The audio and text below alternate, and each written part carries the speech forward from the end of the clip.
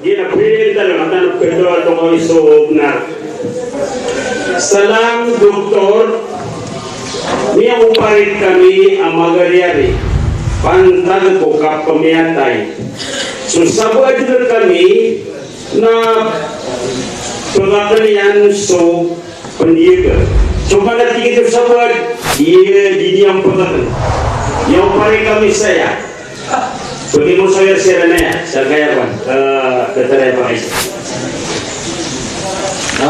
kita discuss lagi itu tentang Rasulullah. Mana-mana maring guys ka Muslim na ilang ginawa ka na ay budol ka na susunod Rasulullah.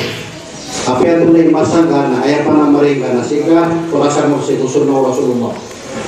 Na gina na nakapamagal na sa kumiyatay na susad mo na tama ni man kung mga ulama ako man na ipakapong na nga kumiyamo na. Ang tamaan kung mga ulama iman doon, kasasanigal sa ito na dabon niya kayo.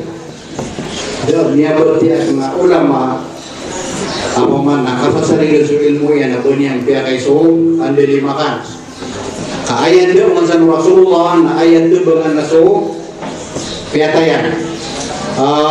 So katuloy kanya Abdullah al-Bajali, kung natingnas kami at tigin, ay mananas kami mga sahabong Rasulullah, na ito mami sukatin mo sa madar lataw gusto kapag kapakakan sa madar lataw kapreparado sa panganan naminan niya ay manang tanya anong kakalidia gawa haram ay manang niya pelunto sa kalidia gawa haram agir mo to kapakakan ng madar lataw naulinin na beauty agin niya Abdullah ibn Bajali agin mo takadit ako manaswati juga ya mapasangin kalidia gawa na uli itu buat nasalo nga na mo rin napakapundidar mo Allah sa apoy.